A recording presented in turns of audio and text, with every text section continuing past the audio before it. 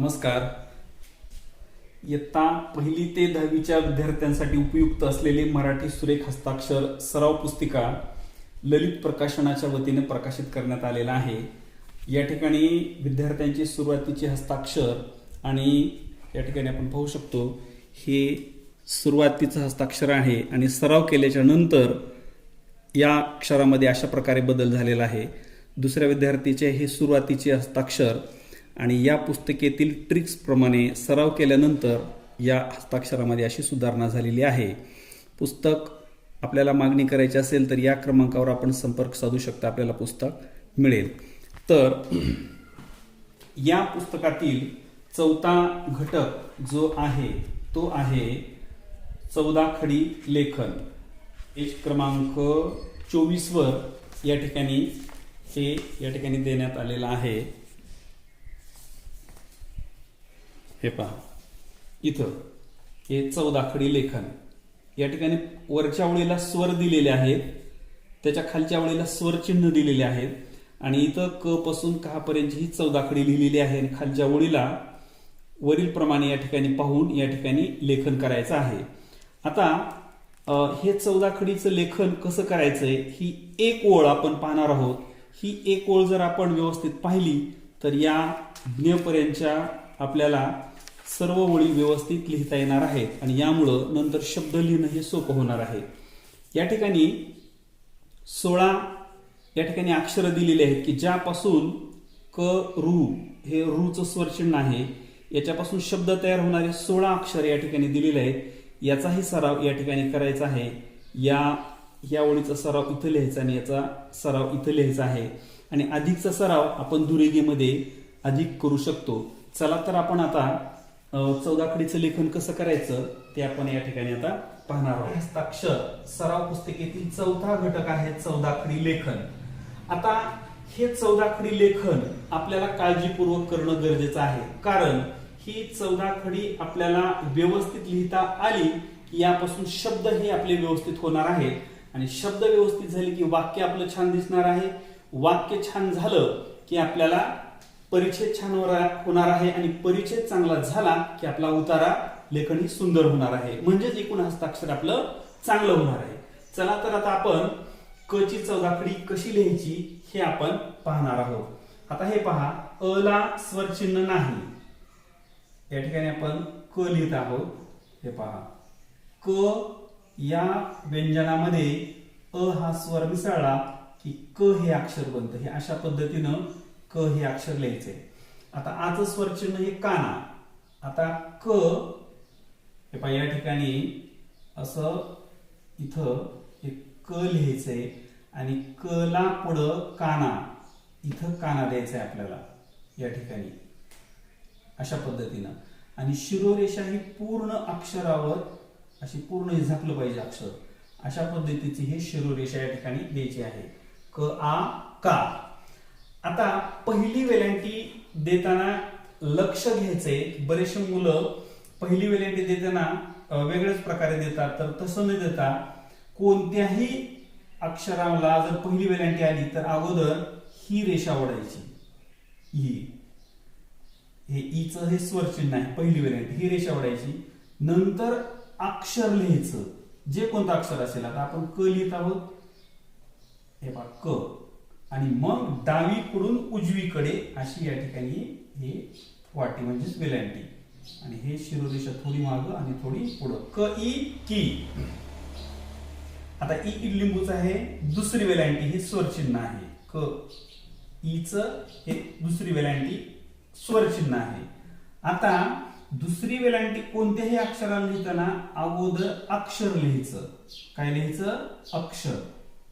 हे पहा, अक्षर लिहून हे या ठिकाणी अशी रेष ओढायची आणि ही जशी वेलांटी दिली तशीच, फक्त आपण काय केलं, इथं पहिल्यांदा रेष ओढली, नंतर अक्षर लिहिलं आणि नंतर डावीकडून उजवीकडे अशी वेलांटी दिली. इथं काय केलं, अगोदर दुसऱ्या वेलांटीत अगोदर अक्षर लिहिलं, रेष ओढली आणि मग डावीकडून उजवीकडं अशी वेलांटी द्यायची आणि शिरोरेषा पूर्ण द्यायची.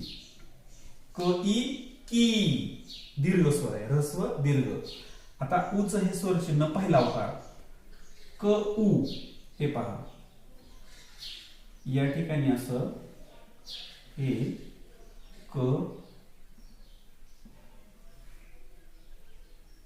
पहिला उकार देताना पहा इथूनच डायरेक्ट असं वळवायचं नाही, तर रेषेच्या थोडस डाव्या बाजूला पेन घ्यायचा आणि इथं असा खालच्या तोंडाची वाटी तयार करून ही अशीच वाटी अशी वर घ्यायची. क उ कु. आता क ला दुसरा उकार या ठिकाणी द्यायचा आहे. हे पहा इथं या ठिकाणी अगोदर हे असं क लिहून, आता दुसरा उकाराला पहा इथं वरच्या तोंडाची अशी छोटी वाटी करून इथं बंद करून हे तिरपी रेषा इकडे द्यायची. क उ कु, ह्रस्व दीर्घ, कु कु.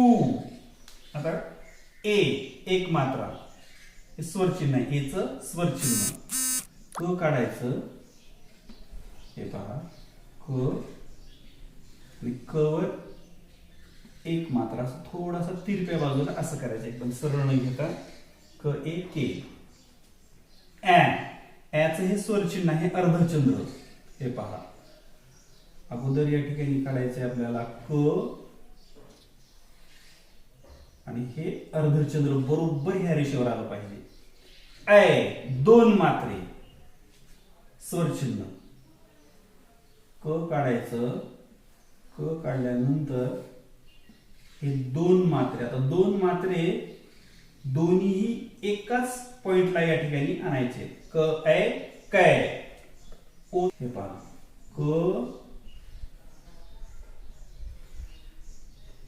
काना द्यायचा इथं आणि एक मात्रा आणि शिरोरेषा. क ओ को. अ च हे स्वर चिन्ह, एक काना अर्धचंद्र. क काढायचं, व्यवस्थित अंतर घ्यायचं, जास्त जवळही नाही आणि जास्त दूरही नाही आणि अर्धचंद्र बरोबर ह्या रेषेच्या वरती असा अर्धा. क अ क. कौ. आता हे पहा हे औचं हे स्वर चिन्ह, एक काना दोन मात्रे. आता या ठिकाणी आपल्याला हे पहा क काढायचं, क काढल्यानंतर क ला काना दोन मात्रे असे एकाच ठिकाणी आणायचे आणि हे शिरोरेषा. क औ कौ. क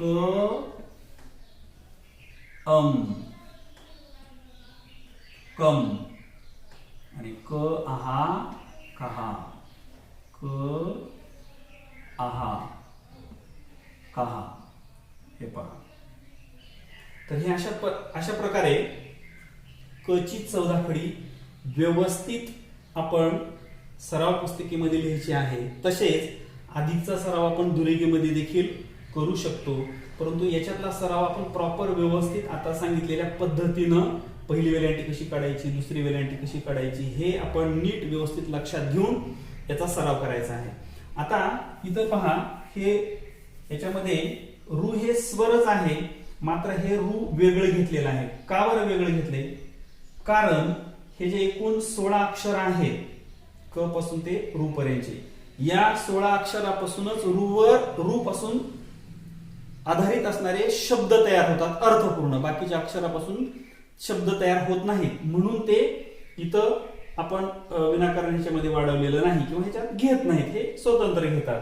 मात्र ह्याचा सराव बऱ्याच ठिकाणी केला जात नाही. मग असे शब्द लेखनामध्ये आला तर आपल्याला नंतर अडचण होते, म्हणून हे आपण या ठिकाणी वेगळे घेतलेले आहेत. आता रूचं स्वर चिन्ह कोणतं आहे? रूचं स्वर चिन्ह हे सी सारखं आहे, रुकारयुक्त अक्षरे. आता पहा या ठिकाणी हे क रू क्रू क्रू तयार झाले.